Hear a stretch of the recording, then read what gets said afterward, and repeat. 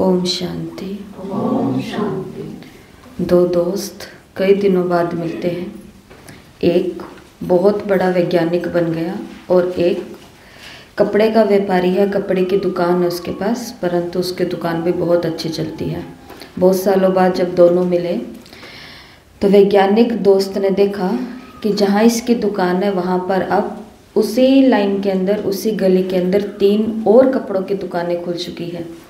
तो इसने अपने मित्र को राय दी कि तुम्हारे पास भी कपड़ों की दुकान है, 1 2 3 एक ही गली के अंदर ये 3 और कपड़े की दुकानें हैं, तो तुम्हें अब खुद को थोड़ा अपडेट कर लेना चाहिए, क्योंकि कंपटीशन हो गया ना। इसके लिए तुम खुद को थोड़ा अपडेट कर लो। अपडेट करने का मतलब कोई ना कोई अपने अंदर नवीनता लेकर के आओ, कुछ ऐसी चीज़ जिससे लोगों का आकर्षण तुम्हारी तरफ जाए। लेकिन वो जो दोस्त होता है वो बोलता है कि नहीं, मुझे इसकी कोई आवश्यकता नहीं है, जिसके भाग्य में जो आना होगा वो आ ही जाएगा, भले 3 दुकान हो, भले 10 दुकान भी हो जाए। लेकिन वैज्ञानिक दोस्त, क्योंकि वैज्ञानिक बुद्धि का है, तो वो उसको बार बार ये दुनियावी राय देता है कि दुनियादारी में अगर तुमको बहुत कामयाब होना है, आगे निकलना है, तो तुमको थोड़ा सा खुद को अपडेट कर लेना चाहिए।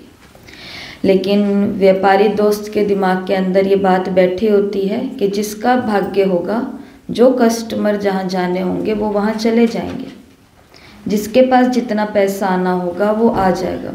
ये कह करके वो खुद को मेहनत से छुड़ा करके बैठा है वो।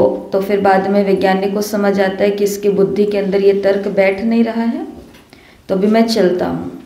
जाते जाते वो अपने उस मित्र को कह करके जाता है कि कभी समय मिले तो मेरे घर आना, मेरे पास आना। और कुछ दिनों के बाद में ये व्यापारी दोस्त उस दोस्त के पास, उसके घर जाता है। जब घर में जाता है तो वो वैज्ञानिक दोस्त अपनी लेबोरेटरी में, लैब में लेकर के जाता है, जहाँ पे वो कई सारे आविष्कार करता है, रसायन आदि आदि। तो वो एक वहाँ पर उसको यही बात समझाने के लिए कि तुम्हें खुद को एडजस्ट नहीं, तुम्हें खुद को अपडेट कर लेना चाहिए। तो वो क्या करता है कि एक जार लेता है, जार के अंदर खोलता हुआ पानी डालता है, एकदम उबलता हुआ, बहुत गर्म। और उसके पास मेंढक होता है, मेंढक को उस पानी के अंदर डाल देता है, उबलते हुए पानी के अंदर। जैसे ही वो उबलते हुए पानी के अंदर डालता है तो मेंढक क्या करेगा? उछला। उसने एक ही छलांग लगाई और सीधा कहाँ निकल गया? बाहर निकल करके आ गया, अपनी जान को बचा लिया।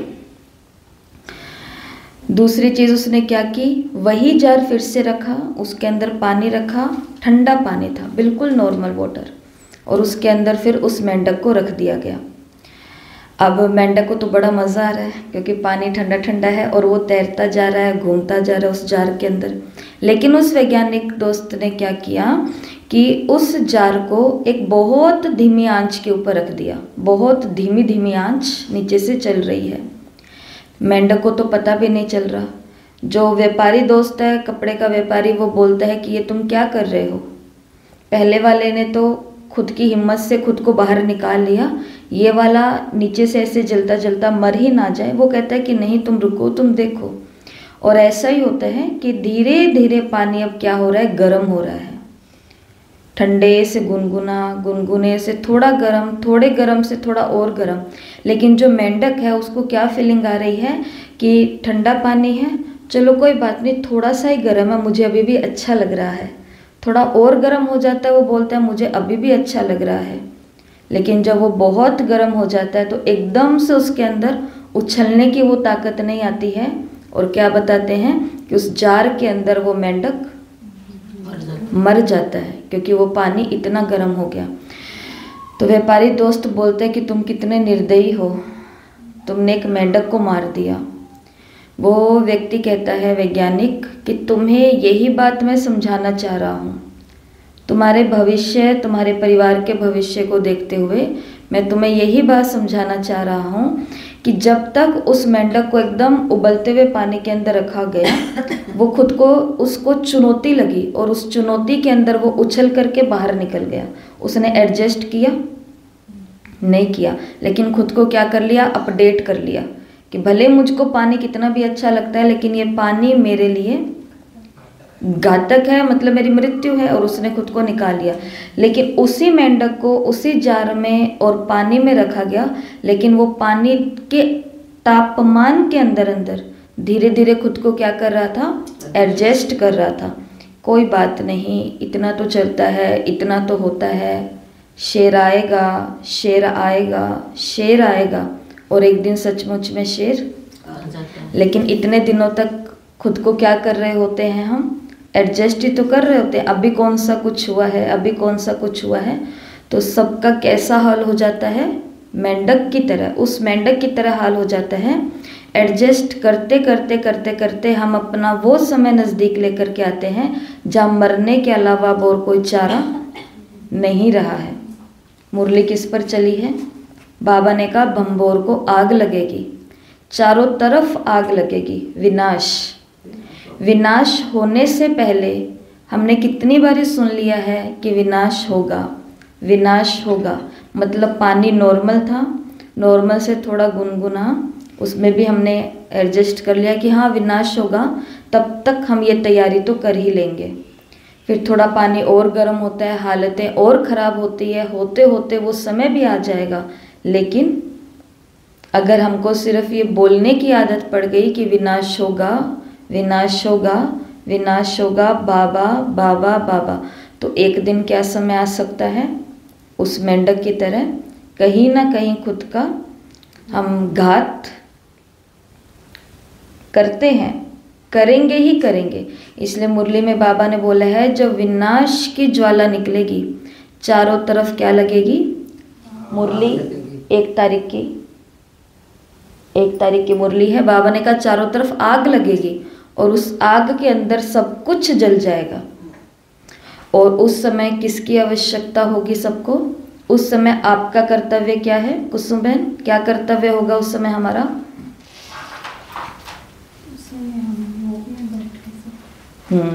जब कहीं पर आग लगती है ममता बहन, तो सबसे पहला काम क्या किया जाता है? आग कैसे बुझाया जाता है? अच्छा, अभी यहाँ पे आग लगा दूं, योग से बुझा दोगे? वो ही आग कि कहीं पर भी आग लगती है तो सबसे पहला स्टेप क्या उठाया जाता है? पानी डाला जाता है उस आग को ठंडा करने के लिए। बाबा ने कहा कि जब चारों तरफ विनाश की आग लगी होगी तो तुमको भी क्या करना पड़ेगा? शीतलता का जल सब तरफ। अच्छा जी, उस आग को पानी से बुझा दिया। अब उसके बाद में जिस भी घर के अंदर, जिस भी कॉलोनी के अंदर, जिस भी शहर के अंदर, जिस भी फैक्ट्री के अंदर आग लगी, पानी के माध्यम से वहाँ की आग को तो बुझा दिया गया। अब अगला काम क्या करना होता है? वहाँ पर जो लोग हैं उनको उनकी आवश्यकता अनुसार हर चीज़ उपलब्ध कराना। किसी को ठिकाने तक पहुँचाना, हॉस्पिटल, किसी को खाना खिलाना, किसी को दवाई कराना, किसी को यहाँ से उठा करके वहाँ, जिस समय जिसको जो आवश्यकता है उस शक्ति का, बाबा ने कहा शीतलता का जल डालोगे, जिसको जिस शक्ति की आवश्यकता है उसको वो शक्ति तुम प्रदान करोगे। वैज्ञानिकों के द्वारा 9 भविष्यवाणियाँ की गई है, मतलब प्रिडिक्शन है कि 9 प्रकार से इस सृष्टि का महाविनाश होगा। ये वैज्ञानिकों के द्वारा है और जो समय प्रति समय सबने इस संसार में देखा भी है। लेकिन उस मेंढक की तरह सब लोग एडजस्ट करते करते यहाँ तक पहुँच गए हैं कि वो चीज़ें हो भी रही हैं और बहुतों का उस पर ध्यान नहीं जा रहा। बाबा ने कहा ना कि विनाश काल, कल की मुरली का प्रश्न था क्या शायद, कि विनाश काल को भूल जाते हैं तभी पुरुषार्थ नहीं हो पाता है जैसा होना चाहिए। भूलें क्यों होती हैं?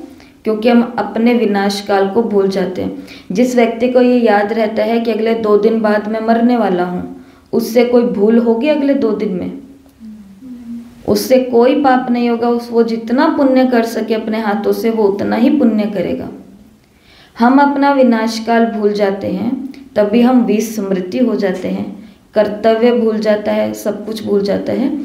तो पहले देखते हैं ऐसी 9 भविष्यवाणियाँ जो वैज्ञानिकों के द्वारा इस महाविनाश को लेकर के की गई है। पहला है एस्टेरॉइड्स इम्पैक्ट। उल्का पिंड नाम सुना हुआ है ना, कि उल्काएं गिरेंगी, मतलब कि उल्का पिंड अगर एक भी, जैसे ये हुआ था सीरिया के अंदर, वहाँ पर दिखाते हैं आज से बहुत बहुत वर्ष पहले वहाँ पर सिर्फ एक बहुत छोटा सा उल्का गिरी थी और उसके गिरने के कारण पूरा का पूरा वहाँ का जो वो क्या बोलेंगे वो शहर या वो एरिया था, वो सब चीज़ें वहाँ तबाही हो गई थी। लगभग 40,000 लोग वहाँ पर रहते थे, वो सब के सब मर गए थे। वैज्ञानिक कहते हैं ऐसी कितनी उल्काएं ऊपर हैं और महाविनाश का यही एक कारण बनेगा कि अगर इस धरती के साथ में कोई एक सुपर उल्का, बहुत बड़ी सारी उल्का अगर यहाँ से टकरा भी गई तो इस सृष्टि का महाविनाश कोई रोक ही नहीं सकता। तो पहला ये होगा कि उल्का पिंड आकर के गिरेंगे और वो गिरेंगे, वो सब जगह होगा, वो होना ही है। दूसरा क्या है, न्यूक्लियर वॉर। ये तो बाबा ने खुद ही बताया है कि ये जो बॉम्ब्स रखे हैं तो ये शोकेस में रखने के लिए तो नहीं रखे गए हैं, बनाए हैं जो पूजा करने के लिए तो नहीं रखे गए हैं। भारत और पूरे विश्व के पास अगले लगभग कितने हजार सालों तक ये बारूद खत्म ना हो, उतना बारूद स्टॉक में पड़ा है।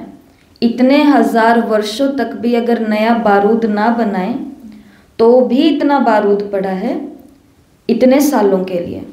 तो न्यूक्लियर वॉर जिसको बोलते हैं तीसरा विश्व युद्ध, जैसे आप सभी ने सुना है हिरोशिमा नागासाकी का, तो वहाँ पर क्या बताते हैं कि अमेरिका के किसी एक वैज्ञानिक ने सिर्फ वो एक बॉम्ब, एक ही था, सिर्फ एक ही न्यूक्लियर था वो, और वो 11 परमाणु बम, और वहाँ पर परीक्षण हुआ था वहाँ पर, तो कि सिर्फ ट्राई करके देखा गया था कि अपना काम कर रहा है या नहीं कर रहा है। और जब उस अमेरिकन व्यक्ति से इंटरव्यू लिया गया था कि क्योंकि अभी तक तो रिजल्ट आया नहीं था ना कि वहाँ पर हुआ क्या, अभी तक तो बस उसकी तैयारी चल रही है। उससे पूछा गया कि आपको कैसा लग रहा है, वो कहता है कि मेरे को इस संसार में जितनी खुशी कभी नहीं उतनी खुशी मुझे आज हो रही है कि हम एक ऐसा बॉम्ब तैयार कर रहे हैं और उसका आज फलानी फलानी यहाँ जगह पर हम आज परीक्षण करने वाले हैं।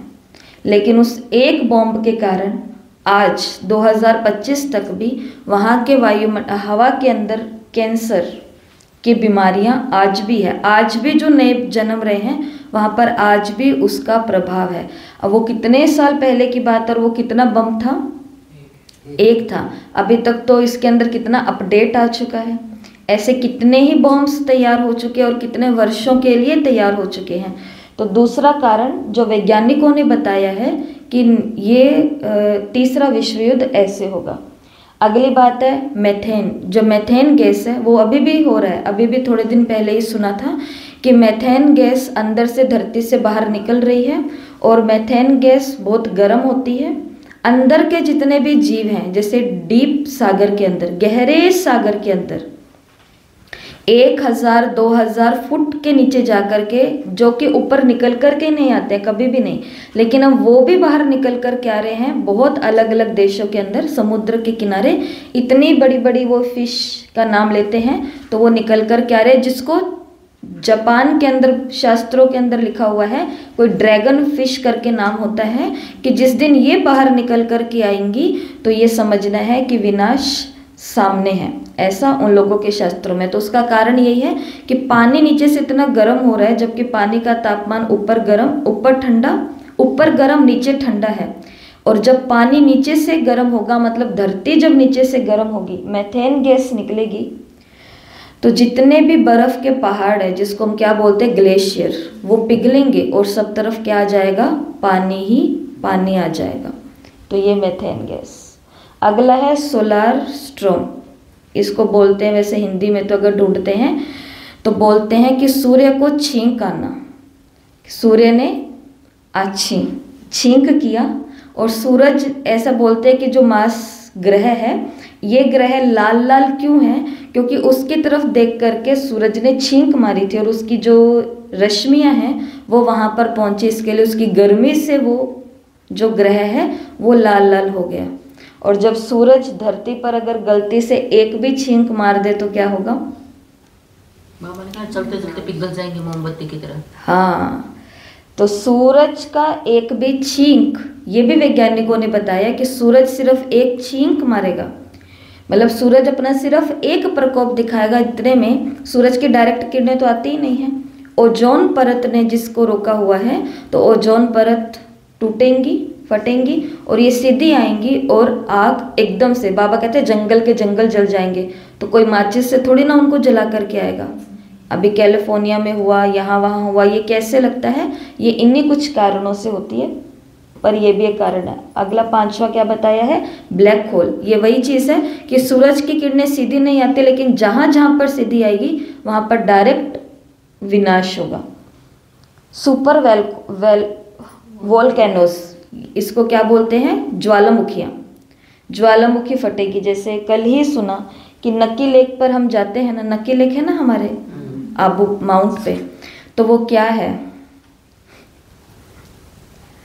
वो फ्रोजन वोल्केनो है, ठंडी अभी जमी हुई है, लेकिन वो ज्वालामुखी है। नक्की के बीचों बीच देखा नहीं, ऐसा पहाड़ सा निकला हुआ है।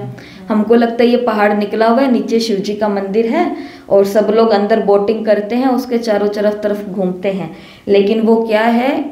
फ्रोजन ज्वालामुखी है।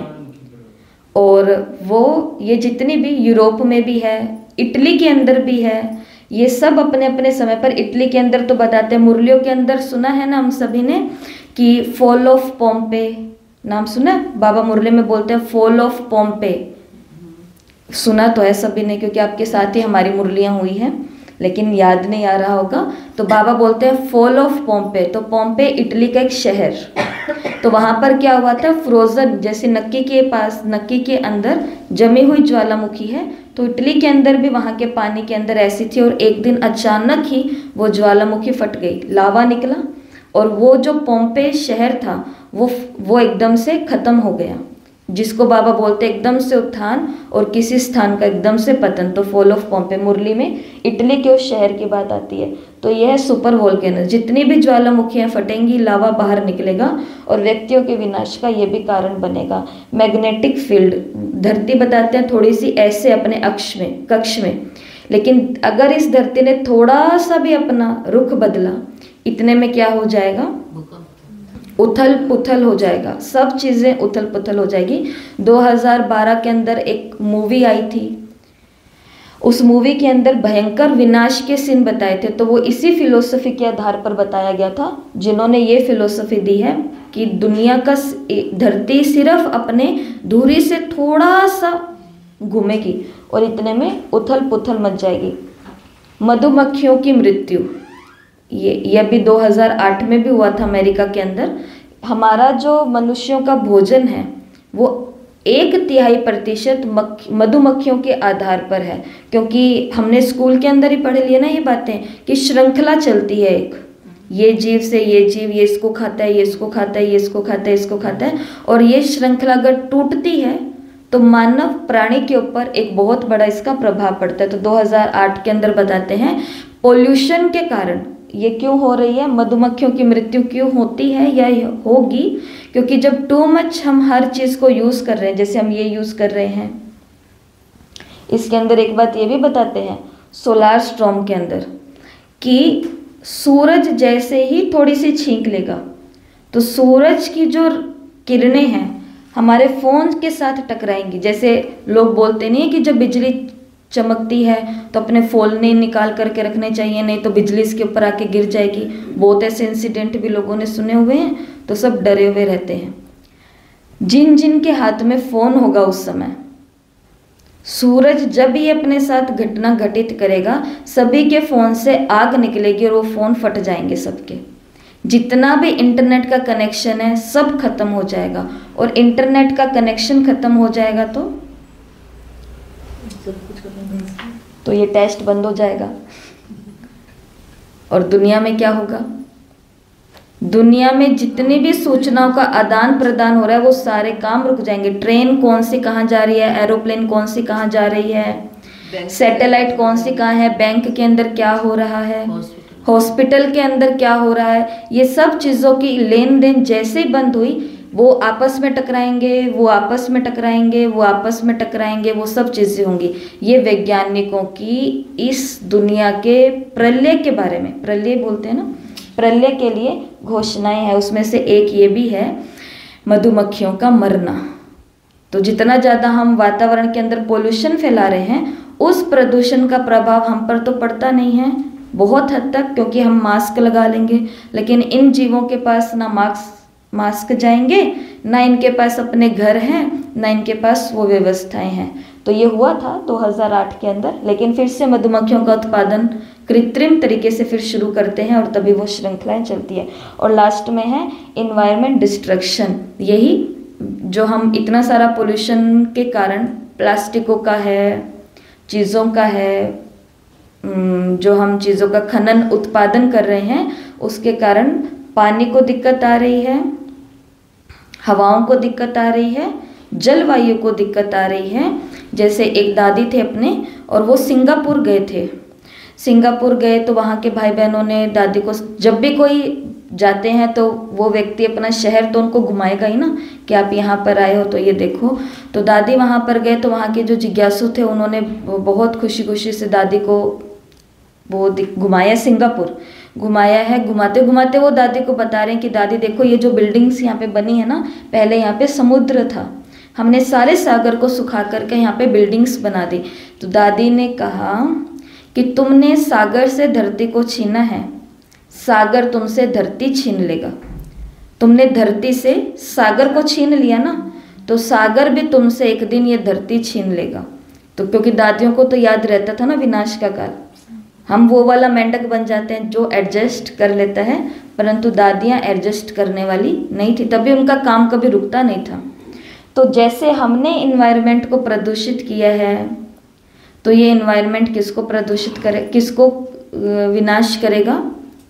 हम सभी को करेगा। जितनी नहरों को, नदियों को, नालों को हमने गंदा किया है, यही नदियाँ, नहरें, सागर पूरा बदला लेगी। जितनी धरती का हम तिरस्कार कर रहे हैं, गंद कर रहे हैं, जो भी कर रहे हैं, तो ये सभी चीज़ें किस पर घूम करके आने वाली है?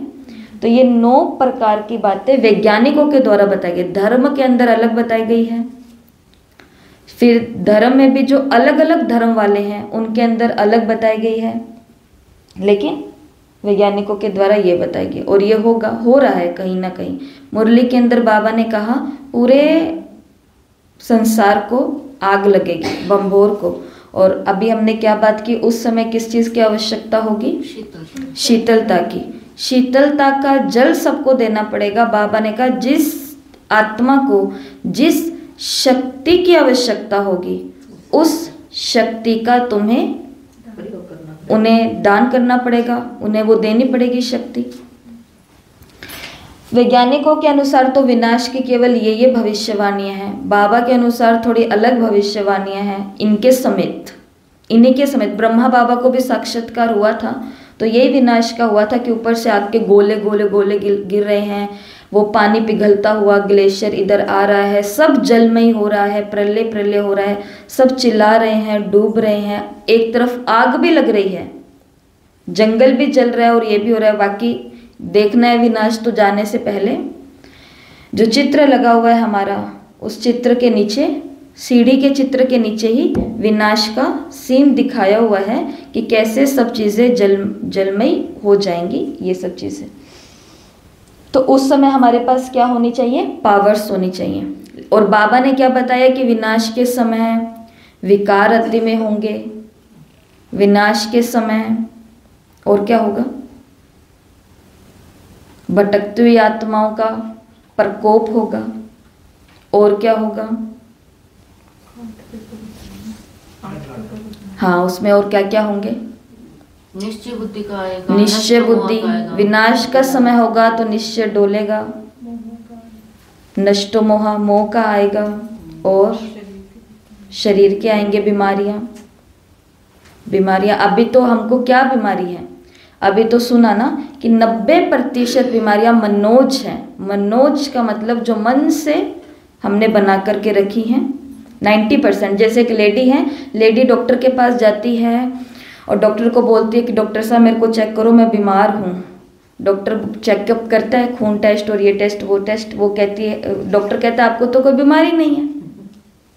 फिर वो लेडी दूसरे डॉक्टर के पास जाती है, फिर उसको वो डॉक्टर से बोलते हैं, जैसे शॉपिंग होती है ना, शॉपिंग, रोज सब्जी खरीद करके लानी है, इसी प्रकार से ये भी एक मनोचिकित्सक इसको एक बीमारी बताते हैं कि इसको बोलते हैं डॉक्टर शॉपिंग। डॉक्टर शॉपिंग का मतलब कि आदत पड़ गई है कि मेरे को कुछ हो गया है और मेरे को बताओ कि मैं बीमार हूँ, मेरे को बताओ कि मैं बीमार हूँ। अच्छा जी, पर उसको कोई बीमारी थी नहीं तो डॉक्टर क्या बताए, नहीं बताए, ऐसे करते करते, वो बुजुर्ग तो थी ही, उम्र तो उसने ली ही हुई थी, उम्र ली हुई थी तभी तो उसको टेंशन हो रही थी कि मेरे को कोई बीमारी क्यों नहीं है।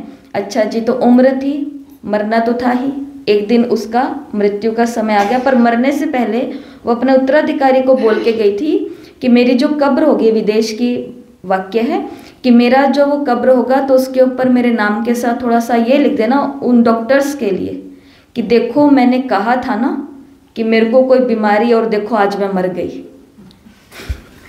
तो 90% रोग जो है वो मन के द्वारा उत्पन्न हुए हैं, लेकिन असली बीमारियां कब आएंगी, वो समय अलग होगा, खोलता हुआ समय, डिप्रेशन का पेपर, डिप्रेशन, और वो अभी ही तो है, वो कभी है। ये वैज्ञानिकों ने भी जो बताया है, ये कहीं तो 100 साल या 200 साल के बाद की बातें नहीं हैं, ये भी 2020 या 22 की घोषणाएं की हुई है, और ये भी अपडेट होता रहता है हर समय के अंदर अंदर। तो मुरली के अंदर पावर्स की उनको आवश्यकता होगी, कोई आएगा जिसको समाने की शक्ति चाहिएगी, सहन शक्ति चाहिएगी, समेटने की शक्ति चाहिएगी। वो अपना सब कुछ बिखेर करके आए हैं, अब समेटने की शक्ति चाहिए, और बाबा ने कहा वो शक्तियों की आवश्यकता होगी, और उसकी पूर्ति कर्तव्य किसका होगा, ये शक्ति देने का आपका। बाबा ने कहा आप बच्चों का ये कर्तव्य होगा। तो अपने अंदर पहले देखो कि शक्तियों का स्टॉक है, शक्तियों का क्या देखना है, स्टॉक है। इतना स्टॉक है कि इन त्रासदियों के अंदर, वैसे ये जो आपदाएं होती हैं इनको क्या बोलते हैं किताबों के अंदर, गॉडली आपदाएं बोलते हैं, जिसको हम क्या बोलते हैं, नेचुरल कैलेमिटीज बोलते हैं। ये बाबा ने शब्द दिया नेचुरल कैलेमिटीज, लेकिन वो लोग बोलते हैं दैवी आपदाएं या फिर गॉडली कैलेमिटीज, कि ये किसके द्वारा भेजी जा रही है, हे भगवान ये क्या कर दिया, हे भगवान ये क्या कर दिया। बाबा ने मुरली के अंदर बोला है कि जब वो आत्माएं विनाश के अंदर जलती हुई आएंगी, उस समय आकर के आपके पास पहुंचेंगी कि आप हमें कुछ दो, आप हमें कुछ दो, और तुम्हारे पास स्टॉक नहीं होगा, तुम कहोगे हमारे पास तो ये है ही नहीं, है ही नहीं, है ही नहीं। तो बाबा ने कहा फिर वो आत्माएं बोलेंगी कि पहले क्यों कहा कि हमने पा लिया, तुमने पा लिया, हमने नहीं पाया, तो तुम्हारा भी वही हाल है, हमारा भी वही हाल है, तो तुम्हारा पाना क्या पाना हुआ, उल्हाना देंगी, और उसका बोझ किसके ऊपर आएगा, सारा का सारा वो हमला करेगी, फिर अटैक करेगी, तो ये देंगे बाबा ने कहा। हाँ, ये बोझ होगा हम सभी के ऊपर, आत्मा के ऊपर ये बोझ होगा। पता नहीं कि वो सच में घुसेंगी कि नहीं घुसेंगी, लेकिन आज इतना सा भी पाप कर लो तो उसके बाद कोई आत्मा घुसती है। जैसे एक बहन ने बताया, कहते कि मेरे को घर वालों ने इतना टॉर्चर करके रखा था, इतना टॉर्चर, रोज कोई ना कोई बात, कोई ना कोई बात, कोई ना कोई बात। एक दिन गुस्से में आकर के मैंने चांटा लगा दिया, गुस्से में आके एक दिन मैंने हाथ उठा दिया, चांटा लगा दिया। तो कहते कि दीदी सब लोग मुझे कहते कि इसके अंदर भूत आ गया, कहते मेरे को पागल कर दिया सबने, ये बोल बोल करके इसको यहाँ झाड़ा लगा के लाओ, इसको वहाँ लगा के लाओ, क्योंकि तेरे अंदर तो भूत आ गया था, भूत आ गया था। क्योंकि वो कभी ऐसा कुछ करते बोलते भी नहीं थे, और उस दिन हाथ घुमा दिया। तो भूत वूत कुछ नहीं आया था, रोज के जब इतने फ्रस्ट्रेटेड होते हैं तो किसी दिन तो निकल करके आएगा बाहर। तो पता नहीं कि आत्माएं आएंगी कि नहीं आएंगी, वो समय क्या होगा, लेकिन हमारे खुद के ही पाप कर्म ऐसे किए होंगे, आत्माओं को हम कुछ दे नहीं पाएंगे और वो बोझ हम सह नहीं पाएंगे, तो हमें भी लगेगा कि मेरे अंदर ही सब कुछ कहीं पर तो नहीं घुस गया। ये भी हो सकता है, क्योंकि कुछ भी हो सकता है, पता नहीं। तो यहाँ पर अब ध्यान से सुनो, ये है कार, CAR। चलते हैं मुरली की तरफ। मुरली को याद भी तो रखना है ना। भूल होने का सबसे बड़ा कारण क्या है पुष्पा बहन? भूल होने का सबसे बड़ा कारण क्या है? भूलें क्यों होती हैं? श्रीमत पर नहीं चलते। इंदिरा बहन, भूल क्यों होती है? श्रीमत पर नहीं चलते। सुरेंद्र भाई जी, भूल क्यों होती है?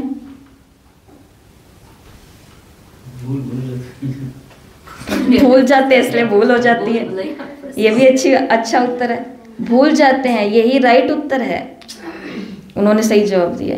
अच्छा राजकुमार भाई जी, क्या भूल जाते हैं? यस, ज्ञान को रिपीट करना, ज्ञान की रिपीटेशन की आदत नहीं होती है। परिस्थिति के समय ज्ञान ही भूल जाते हैं, इसलिए क्या हो जाती हैं? भूले हो जाती हैं। परिस्थिति किसके आगे नहीं आती? क्या दादियों के आगे नहीं आई? क्या बाबा के आगे नहीं आई? क्या किसके आगे नहीं आई और किसके आगे आज नहीं आ रही है? सबके आगे आ रही हैं। लेकिन ये बोल करके छोड़ देना बहुत आसान है कि आप क्या समझो मेरे ऊपर क्या बीत रही है। तो परिस्थितियां सबके ऊपर आ रही हैं, लेकिन अगर मैं ही परिस्थितियों, क्या बोला था, क्या था मुरली में? कल ही प्रश्न, परसों प्रश्न था कि कल था, अलबेलेपन की कौन सी नींद होती है? परसों था प्रश्न। आधी नींद होती है, आधी नींद। जैसे एक दोस्त अपने दोस्त से मिलता है और बहुत ज़्यादा शराबी होता है, बहुत ज़्यादा जो नशे में होता है, वो आधी ही नींद में होता है। वो कौन सी नींद में होता है? पूरी नींद तो होती नहीं है, आधी नींद ही होती है। तो वो व्यक्ति बहुत सारी दारू पी करके कहीं पर भी पड़ जाता है और फिर अपने दोस्त को बताता है कि भाई कल पता है मेरे साथ क्या हुआ, कल मैंने इतना ज़्यादा पी लिया, इतना ज़्यादा पी लिया। और उसके बाद मैं अपने घर गया तो इतना मैंने, दोस्त ने पूछा कि तू यहाँ पर पड़ा पड़ा क्या कर रहा है? दोस्त भी बड़े दिनों बाद मिला। यहाँ पर तू पड़ा पड़ा गली के अंदर क्या कर रहा है? वो उठ करके कहता कि कल मैंने इतना शराब पी लिया, इतना शराब पी लिया और उसके बाद मैं घर गया तो लेट हो गया ना, लेट घर पहुंचा और गेट बजाता रहा, अपनी पत्नी को बुलाता रहा, परंतु वो आई नहीं गेट खोलने के लिए। और फिर मैं बाद में जहाँ मेरे को जगह मिली मैं तो वहीं पर आकर के पड़ गया, सो गया। दोस्त ने बोला कि अब तू सुबह उठ करके अब उसकी जा करके थोड़ी क्लास लगाना कि रात को मैंने इतना गेट बजाया, तूने गेट क्यों नहीं खोला? वो कहता है कि अरे उठ करके तो अब ये याद आया कि चाबी तो मेरे जेब में है और शादीशुदा तो मैं हूं ही नहीं। अलबेलेपन की नींद कैसी होती है? ब्राह्मणों की ऐसी होती है। हमें पता ही नहीं हम कहाँ कहाँ भूले कर रहे हैं और उसका समाधान भी हमारे पास है। चाबी कौन सी है सरोज बहन हमारे पास? मास्टर की। यस पुष्पा बहन? रॉन्ग। ज्ञान की तो चाबी है, पर बाबा ने कौन सी चाबी दी है? चाबी लक्ष्मी बहन कौन सा चाबी? कौन सी चाबी? चाबी क्या है कैलाश बहन? गेट मेरा बाबा। चाबी कौन सी है? मेरा बाबा। पर परिस्थिति के समय भूल ही जाते हैं कि चाबी मेरे पास है भी नहीं। और कारण इन्होंने क्या बताया? कारण यही है कि ज्ञान के पॉइंट भूल जाते हैं। इसलिए ज्ञान के पॉइंट को याद करने के लिए रंग बिरंगी चीज़ें यहाँ पर कुछ जमाई जाती हैं ताकि मुरली को हम याद रख सकें। मुरली का पॉइंट पूरे दिन में भी देख लो, अपने आप से पूछो, एकदम मन डाउन हो गया, सुबह अमृत वेले की जो अवस्था थी, मुरली क्लास की जो अवस्था थी, मैंने अचानक से चेक किया तो मेरी अभी वो वाली स्थिति नहीं है। एकदम से अपने आप को पूछो आज मुरली में क्या था। मुरली के अंदर एक ही शब्द याद आएगा कि इस बम्बोर को आग लगेगी और तुम्हारा कर्तव्य होगा सबको शक्तियाँ शीतलता देना और सबको जिस चीज़ की आवश्यकता होगी। बाबा ने मुरली के अंदर बोला स्टॉक तुम 6 महीने का रखती हो ना, तो बाबा ने कहा चेक करो, जैसे वो स्टॉक 6 महीने का रखते हो, क्या शक्तियों का भी स्टॉक है इतना कि 6 महीने तक आत्माओं की पालना कर सके। तो CAR कार, C का मतलब है चेकिंग, A का मतलब है अटेंशन, R का मतलब है रिस्पॉन्सिबिलिटी। मुरली के अंदर बाबा ने कहा तुम्हारी ड्यूटी है, ये तुम्हारा कर्तव्य है, तुम्हारी रिस्पॉन्सिबिलिटी है। तो अपने अंदर क्या करो, चेक करो कि स्टॉक कितना है, स्टॉक कितना है ये चेक करो। और ये चेकिंग के लिए क्या चाहिए हमको? अटेंशन। बाबा ने मुरली के अंदर बोला कि जैसे पट्टे के ऊपर गाड़ी को जब छोड़ देते हैं तो गाड़ी पटरी पर अपने आप चलती जाती है ना, ऐसे ही अमृत वेले बाबा ने कहा अटेंशन के पट्टे पर अपनी बुद्धि को छोड़ दो। तो फिर बाद में पूरा दिन कैसा रहेगा हमारा? अटेंशन में। फिर अलबेलेपन की नींद नहीं आएगी। आधी भी नहीं रहेगी और ज़्यादा भी नहीं रहेगी और कम भी नहीं रहेगी, अलबेलेपन आएगा ही नहीं। तो खुद को क्या समझना है, हम क्या हैं, लकी स्टार्स। यही है बस मुरली की मुख्य बातें, जिसके अंदर बाबा ने हमारा कर्तव्य हमको याद दिलाया। और ये बात याद रखना कि अभी हमने संसार में बहुत घोषणाएं कर दी हैं, अपने आसपास सालों तक हमारे बहुत अच्छे स्टेटस और मैसेजेस पहुंच चुके हैं कि भगवान इस धरती पर आया हुआ है और हम भगवान से पढ़ रहे हैं, हम भगवान से सारा शक्तियों का स्टॉक जमा कर रहे हैं, हम भगवान की पालना के अंदर हैं, हम ये हैं, हम ये हैं, हम ये हैं। ये आत्माएं अभी नहीं, अभी तो वो अपने सुख के झूले के अंदर है। अभी तो हम बोलते रहें, उन हमारे भाई बहनों को अभी उससे कोई मतलब नहीं। और ये हमारे लिए भी अच्छी बात है कि कोई बात नहीं, अभी आपके सुख के दिन है, आप इंजॉय करो। आत्मा को अगर चीज़ों में सुख अनुभव हो रहा है तो आत्मा करो, दया तो करनी है, रहम तो करना ही है, बाबा ने कहा। लेकिन शुभ भावना, शुभ कामना के अंदर इन आत्माओं के लिए अपने अंदर स्टॉक भी जमा करना है कि कल को यही आत्मा एकदम से हारी हुई हमारे सामने आकर के रुक जाएंगी और कहेंगी कि हम बेसहाराओं का सहारा कौन हो, आप हो। कल की मुरली में स्टेज में क्या दो बातें कही थी, साक्षात बाप मूर्त बनोगे और साक्षात्कार मूर्त बनोगे। हमसे सबको शक्ति ही दिखाई देगी। प्यास, किसी को पेट भरा हुआ है और उसको पूछो शाम को क्या खाना बनाना, वो कहता है अभी कोई खाने की बात मत करो भाई, अभी पेट भरा हुआ है। लेकिन जैसे ही सूरज ढलता है अपने आप ही पेट के अंदर थोड़े थोड़े चूहे कूदते हैं और अपने आप ही सारा प्रबंध। फिर उसके बाद में जो चीज़ सामने आ गई, बस अब तो वही मुझे खिला दो। वो कच्ची है, वो पक्की है, वो मेरे शरीर को नुकसान कर रही है। हम सबको अनुभव है ना कि जब भूख लगती है उसके बाद में हम ये नहीं देखते कि वो मेरे हैं या वो उसमें जाने वाले हैं, वो उस धर्म के हैं, वो इसके हैं, वो इसके हैं। वो सिर्फ अब कहाँ जाने वाले हैं, मेरे अंदर जाने वाले, मेरे को सुख देने वाले हैं। विनाश के समय यही होगा। ये है पहली मुरली, ठीक है। CAR कार, पावर्स की क्या करनी है, चेकिंग करनी है। अटेंशन के पट्टे पर अमृत वेले खुद को खड़े कर देना है कि ये जिम्मेवारी मेरी है। और हम सभी कौन हैं, कौन है, जरा जोर से तो बोलो। Lucky star. लकी स्टार्स हैं, लकी स्टार्स।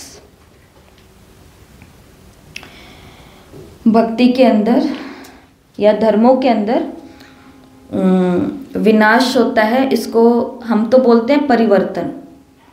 परिवर्तन होगा, विनाश नहीं होगा, परिवर्तन होगा, महापरिवर्तन होगा। लेकिन भक्ति के अंदर तो इसको क्या बोलते हैं, दैवी प्रकोप बोलते हैं कि देवी देवता रुष्ट हो गए हैं, भगवान नाराज हो गए हैं, शिव जी को गुस्सा आ गया है, इसलिए क्या हो रहा है, प्रलय हो रहा है, या धरती अपना प्रतिशोध ले रही है। तो इसके ऊपर एक बहुत सुंदर गीत है, गीत की कुछ लाइन है, ध्यान से सुनना।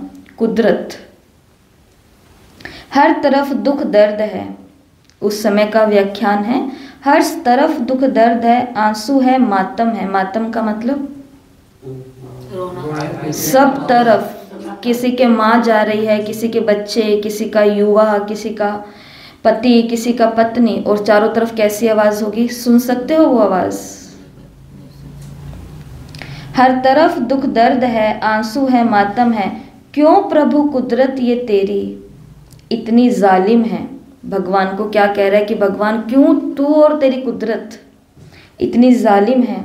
कुदरत ये सितम ढाए, मानव अब कहाँ जाए, है कहीं सैलाब, कहीं धरती में कंपन है, बदला लेता है तू या बदला लेता ये मौसम है। कुदरत ये सितम ढाए, मानव अब कहाँ जाए।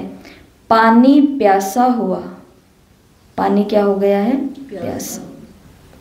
खून पीने लगा, इस जल से जला ये जहान, जो सोना उगले वो धरा भी हिले, धरती निकले कई आसमान, धरती निकले कई आसमान। लगता था मानव यहाँ मानव का दुश्मन है। विनाश से पहले तो क्या लग रहा था, केवल इंसान इंसान का दुश्मन है, जो आज हम बोलते भी हैं कि इंसान इंसान को खा रहा है। मैं तो इन रिश्तों से दुखी हो गया हूँ, मैं तो ये निभाते निभाते परेशान हो गया हूँ, सब तरफ धोखा है। लगता था मानव यहाँ मानव का दुश्मन है। देख लो, देख लो, लहरता मानवता का परचम है। कुदरत ये सितम ढाए, मानव अब कहाँ जाए। क्या ये पापों का फल है, क्या ये पापों का फल है, या श्राप अटल है, लीला है या माया है कोई। क्या इशारा तेरा, क्या है कहना तेरा, क्या मरेंगे सभी ऐसे ही। माना एक कठपुतली है प्रभु तेरे हाथ में हम, माना एक कठपुतली है प्रभु हम तेरे हाथ में। कहे प्रदीप ऐसे न छोड़ो जो दिया जीवन, कुदरत ये सितम ढाए, मानव अब कहाँ जाए। हर तरफ दुख दर्द आंसू है, मातम है।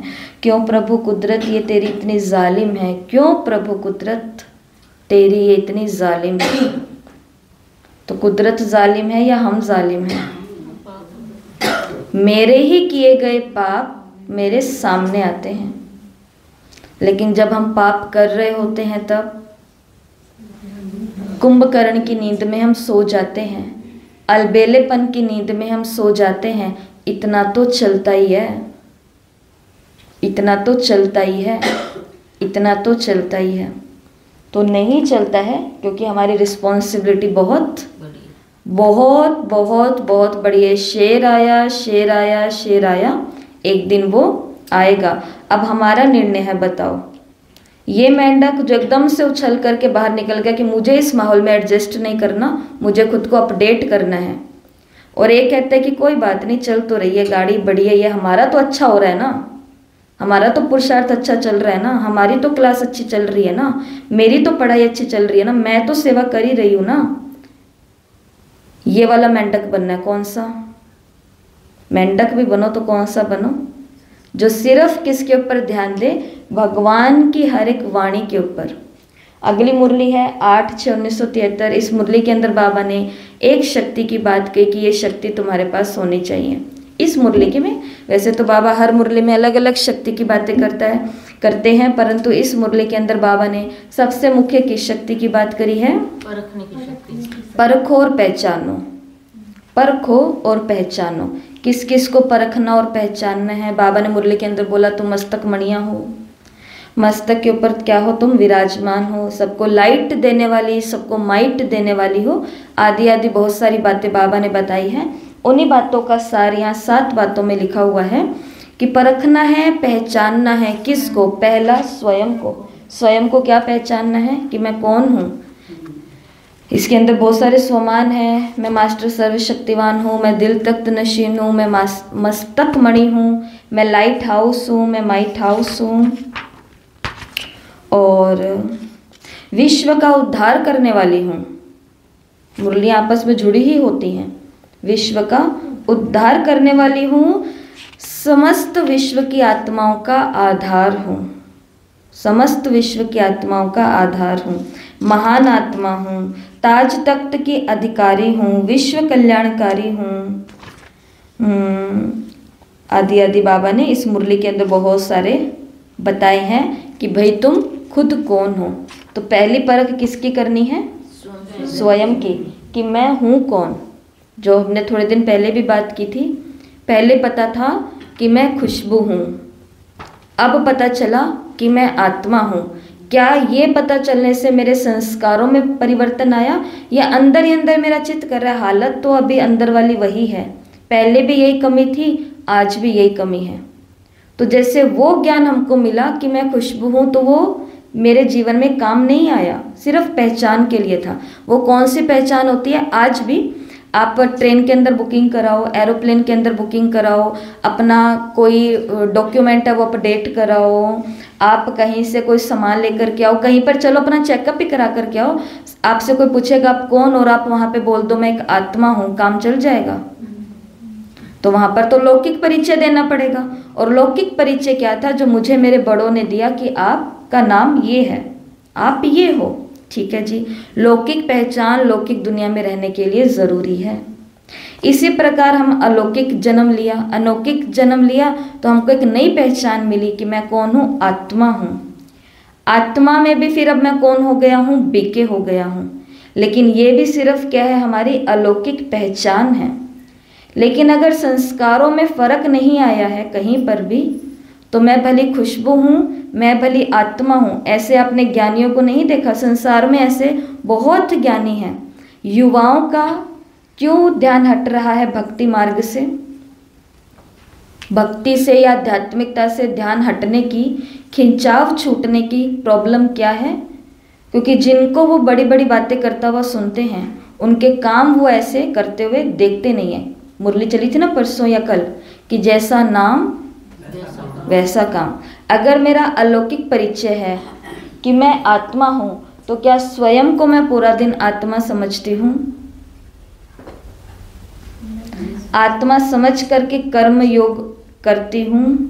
आत्मा समझ करके दूसरी आत्मा के संबंध संपर्क में आती हूँ? या अपनी अपनी बातें हो जाती है और काम नक्की निकल गए, फिर बाद में याद आता है कि अरे उनको ये बोलना तो भूल ही गई कि कल से मुरली क्लास में चलना। गई तो ये कहनी थी, मैं तो गई तो यही कहने थी, परंतु सारी नाश्ता क्या बनाया, खाना क्या बनाया, अच्छा बच्चा बीमार हो गया, अच्छा वो भाई जी नहीं है, ये बहन जी नहीं है, ओहो हमारे भी ये चल रहा है, हमारे भी ये चल रहा है। सारी पंचायतियाँ कर करके वापस आए, बाबा के आगे बैठे, याद आया बाबा ने एकदम से यहाँ पर मारा किरण को, फोकस सीधा गया तो याद आया कह रहे उसको ये तो कहना ही भूल गई कि कल से ये करना है। तो क्या स्वयं को हमने आत्मा समझा? नहीं समझा। इसलिए पहली पहली परख किसकी चाहिए? मैं कौन हूँ? स्वयं को, मतलब स्वयं की परख करो। स्वयं में ये सारी बातें आ जाती है। वैसे दूसरी परख किसकी करनी है? भगवान क्या चाहता है मुझसे? बाबा ने मुरली में बताया ना कि मैं क्या चाहता हूँ तुमसे। क्या चाहता है? बाप समान बनो। बाबा ये चाहते हैं। बाबा ये चाहते हैं कि जो मैं कर रहा हूँ वही कार्य मेरे बच्चे करें, ये चाहते हैं। तो भगवान को पहचानना कि वास्तव में भगवान को भाषा के रूप में तो हम पहचान चुके हैं, माना कोर्स की रीति से। और भी हमने बहुत सारे अनुभवों में बाबा को पहचानना है। बाबा मेरा ये है, बाबा मेरा ये है, और बहुत सारे हमने अनुभव भी किए हैं। लेकिन वास्तव में मेरे जीवन के लक्ष्य के प्रति भगवान की क्या आशाएं हैं वो भी हमको पता होनी चाहिए। अगला क्या है? दूसरी आत्माओं को परखना। ये मोस्ट इम्पॉर्टेंट है। धोखा कहाँ खाते हैं हम? खाए हैं। धोखे कहाँ खाए हम सभी ने? आत्माओं को परखने के अंदर। इसलिए पहले से ही परखने की शक्ति से, आत्माओं की बातों से, हाव भाव से, चाल चलन से उनको पहचान लेना है, पहचान लेना है। अगला क्या है? ड्रामा के राज को। ड्रामा के राज को। ड्रामा का राज क्या है? हाँ जी, रिपीट होगा ड्रामा। जैसा संगम युग चल रहा है, जैसा पुरुषार्थ चल रहा है, ऐसा ही पुरुषार्थ फिर से आगे चलने वाला है 5000 साल के बाद। और इसका निर्धारण कौन करता है? मैं खुद करती हूँ। ड्रामा कैसा होगा अगला संगम युग का, ये कौन बनाएगा? मैं बनाऊंगी। ड्रामा कैसा होगा अगले 21 जन्म का, 18 जन्म का, 17 जन्म का, 14 जन्म का, 10 जन्म का, या एक ही जन्म का स्वर्ग में, वो भी कौन बनाएगा? मैं। जैसे कुदरत को कितना सारा दोष दिया, भगवान को कितना सारा दोष दिया, लेकिन कवि प्रदीप ने बीच में एक बात तो बोली दी ना कि क्या ये मेरे ही पाप हैं या फिर मेरा ही श्राप है, जो मुझे श्राप लगा है। सच्चाई तो बोली ना उसने। तो किसको जानना इस ड्रामा के राज को? कि शेर आया, कभी भी शेर आ सकता है। ड्रामा घड़ी का कांटा कहाँ पर है? 12 पर बस आने ही वाला है, कांटा आने वाला है बराबर। 5वां है मुरली के अंदर बाबा ने बोला समय की आहट को पहचानो, माना टाइम। अभी समय कौन सा चल रहा है? बहुत समय के संस्कार वालों को ही बहुत समय का राज्य भाग्य प्राप्त होगा। बहुत समय के जिनके अंदर संस्कार होंगे, किसके? आती अनादि। हाँ, जिसके अंदर सत्युगी संस्कार बहुत समय के होंगे। सत्युगी संस्कार का मतलब उठना, रहना, बोलना, सोचना, व्यवहार में आना। तो ये है समय की आहट। माया के खेल को जाना, ये हम बहुत बारी बात कर चुके हैं कि बाबा को पहचानना तो फिर भी मुरलियों से हो सकता है। मुश्किल है भगवान को पहचानना भी, परंतु फिर भी अगर हम करें तो हो सकता है। परंतु माया को कहाँ से पहचाने? माया तो बाबा ने कहा सेवा के ही रूप में आ जाती है। कहते है ना, जैसा फल होता है कीड़ा उसी रूप में अंदर है। हाँ देखा, ये तो माताओं को सबको अनुभव है कि जैसा अगर आटा होगा तो आटे के अंदर वाइट ही कलर का वो होगा, वही कनक होगा तो कनक के अंदर उसी कलर का होगा, वही कोई दाल होगा तो दाल के अंदर उसी कलर का होगा। क्या ये भी देखो कमाल है। चिक्कू जैसा, चीकू के अंदर चीकू जैसा, केले के अंदर केले जैसा, पत्ता गोभी के अंदर भी निकलते हैं, उसके अंदर भी उसके जैसा। तो माया रावण के उस वेश के अंदर नहीं आएगी, माया किस वेश में आएगी? जैसा रूप हमें पसंद है। सीता वनवाही थी ना, सीता माता सन्यास के कपड़े पहने हुए थे, तो उनके पास माया भी कौन से कपड़े पहन करके आई? भगवा ही पहन करके आई। वो बहुत सिंपल लाइफ को जी रही थी, अपनी कुटिया में रहना, अपना कुटिया वाला भोजन बनाना, अपना ऐसा ऐसा रहना, कंद मूल पत्तों पर रहना। माया उनके पास आई, वो भी ऐसा ही आया कि जो भिक्षा लेकर के खाता हो, जो एक कुटिया में रहता हो। तो माया मेरे ही जैसे जैसे कुछ चीज़ों में आएंगी, तो माया के खेल को परखना है। समय हमको कुछ करे उससे पहले हमको क्या कर लेना है? इन चीज़ों को। लास्ट में है प्रकृति के रहस्य। ये प्रकृति के कुदरत के रहस्य बताएं कि सूरज भी अपने अंदर एक चीज़ लेकर के बैठा है, मेथेन गैस भी अपने अंदर धरती के नीचे अपने अंदर एक चीज़ लेकर के बैठी है, ग्लेशियर भी कुछ तैयारी के लिए बैठे हैं, सागर भी तैयारी के अंदर है, धरती भी जो इतनी चुप दिख रही है ये भी अपने अंदर कुछ समाये हुए है। ये सब चीज़ें अपना अपना प्रकोप दिखाने के लिए तैयार हैं। तो प्रकृति के भी रहस्यों को समझ जाना। इसलिए हम नुमा शाम में क्यों बैठते हैं? सभी करते हैं नुमा शाम? हाथ उठाओ, किसका नियम है पिछले 6 महीनों से जिसने नुमा शाम मिस नहीं किया? एक भी? कोई बस ये 3-4 दिन बीमार हो जाते, बीमारी के कारण कोई आ जाता है तो तब वो ना जाते थे एक्सरसाइज। अमृत वेले के मुताबिक ही नुमा शाम की कीमत है। अमृत वेला जितना महत्वपूर्ण है ना, उतना ही महत्वपूर्ण क्या है? नुमा शाम है। लेकिन फर्क क्या है? उसमें नुमा शाम में तो देने पड़ते हैं, उस सुबह वाले में लेना पड़ता है। सुबह लेते जाओ, स्टॉक भरो, शाम को देते जाओ, शाम का वो स्टॉक, क्योंकि शाम तक बहुत सारी चीज़ें सामने आ चुकी हैं। अब वो स्टॉक पहले फिर से भरना पड़ेगा, क्योंकि थोड़ा सा खाली भी हो चुका होता है पूरे दिन में, फिर से वो आत्माओं को देना। तो नुमा शाम को नुमा शाम क्यों बोलते हैं? नुमा का मतलब क्या होता है? शाम का मतलब तो सबको पता है, संध्या। नुमा का मतलब क्या होता है? नुमा, नुमा, नुमा शब्द कहाँ से निकला? उर्दू। और नुमा शब्द का मतलब होता है नुमाइश। नुमाइश का मतलब होता है लेते जाओ और देते जाओ, उसको याद करो और भला करो, उसको याद करो और भला करो, नुमाइश करना। तो नुमा शाम का मतलब ये होता है। अमृत वेले का मतलब वो समय जब अमृत बरस रहा होता है। तो प्रकृति के रहस्य को जानो, प्रकृति को सकाश दो, माया को भी सकाश दो कि बहन तो थोड़ा सा मेरे से दूर ही रहे। समय को भी सकाश दो, हर चीज़ को क्या दो? सकाश दो, वाइब्रेशन दो। तो ये है आज की मुरलियाँ। आज की मुरलियों से होमवर्क है 6-6-73 की मुरली पर आज टेस्ट होगा। मुरली पढ़नी है, सबको टेस्ट देना है। इस मुरली का ये डायग्राम सबको बनाना है मुरली को पढ़ करके, और ये लिखना चाहो तो आने वाले दिनों के अंदर वैज्ञानिकों ने क्या घोषणाएं की हैं प्रकृति के खेल के लिए लिख सकते हो। दूसरी इसको बोलते हैं क्रिस्टल बॉल बोलते हैं।